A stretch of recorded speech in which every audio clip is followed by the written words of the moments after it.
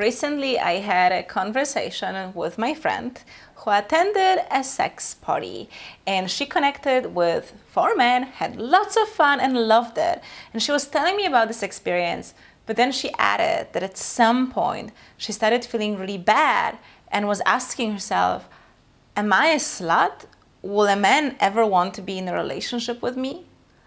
So I wanted to have this conversation with you. It's something that has happened to me. It still happens to me.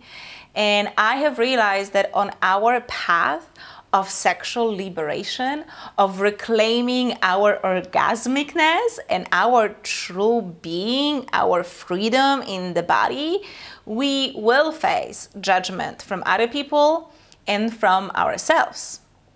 So I didn't even know that I had this fear that I can be a slut. And then, years ago when I first got into Tantra, and this was my first tantric lover, and bear in mind, I got into Tantra for my own healing. I wasn't orgasming, and I needed to look into this. I needed to open my body to feel pleasure. So I'm with this man, we're having sex, my first ever tantric sex. He's inside of me, and I actually felt pleasure inside my yoni, inside my pussy while he was thrusting. And that hasn't happened to me before. And he felt it, he could feel it. So he commented saying, oh, you're enjoying this. And the moment he said it, I shut down. And again, he felt it. So he's inside of me, he literally keeps making love to me and moving, and he started coaching me, which was absolutely amazing. So he asked me this question, what happened? And I said, well, when you made this comment, I felt like I'm a slut. And I was really shocked because I had no idea that anywhere deep inside of me, there was a fear or a thought that I am a slut. So when I said this, he looked at me, continuously moving, and he says, okay, so what if you're a slut? And something clicked in my mind, and I was like, well, nothing. And again, my body opened, relaxed, and we continued. That was my little discovery, that I had that fear simply because I enjoyed sex. Now, then I got into the tantric community, and I was already teaching Tantra, and I got with this one man. Now, bear in mind, he had been in the tantric community for way longer than me. He is married in an open marriage, and he has multiple connections on the side.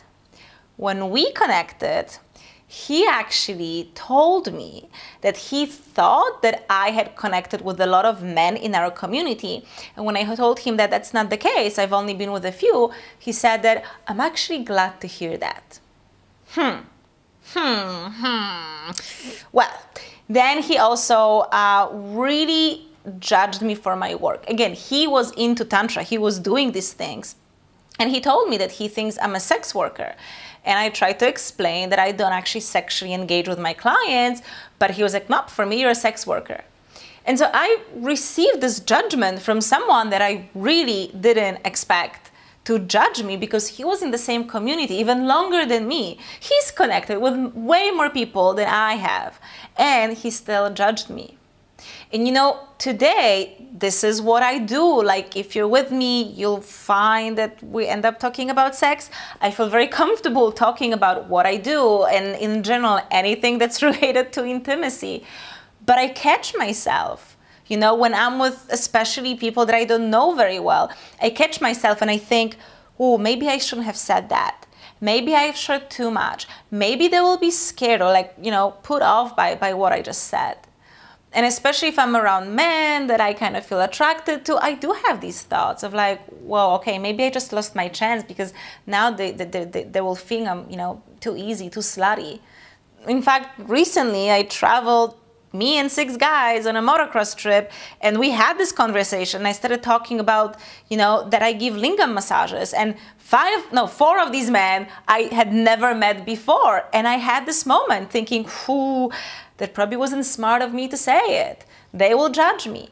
So those fears, they're very, very present. Even though I've done so much work, around feeling confident with this, that conditioning that maybe I'm a slut, and if I'm a slut, then no one will want me, that is still there. And so that's why I wanted to bring this video, this topic to you, because I'm not the only one. My friend is not the only one. This happens to us. And often it's the judgment from others, and sometimes it's our own judgment as well. You know, being a woman is really quite confusing, because on one hand we hear that, you know, you should really like look beautiful, take care of your body, like, oh, you're not pretty enough. We get all of these comments, you know, like listen sometimes to what men say about women that they do not find attractive. You know, it's like it's really, really unpleasant. So you have to be sexy, you have to be looking really good, you have to be open, right? But at the same time, like, listen to how some men talk about women who are sexually liberated and who have a lot of sex. It's like, where am I supposed to be? You expect me to be two opposites, not be any of them at the same time? Like, what the society wants from us, it's confusing. It's confusing, and it's impossible to meet whatever they want from us. Now, the thing is that even if you feel very independent and confident in who you are, we are impacted by the society, by what the society expects from us and what the society wants us to be. So in the process for a woman of gaining her sexual liberation and sexual empowerment and really deeply connecting to her body, honoring her authority around her body, around her pleasure, that is a revolutionary move. And we have to understand that we are right now moving against centuries of very specific conditioning. We're breaking the rules of the society by stepping into our sexual power. That is something huge. So of course there will be resistance, because you're going against certain way of being that kept this society in a specific structure for years. Every woman who finds sexual empowerment shakes this system, so the system doesn't want it. The way I personally look at it is that, you know, this is not easy.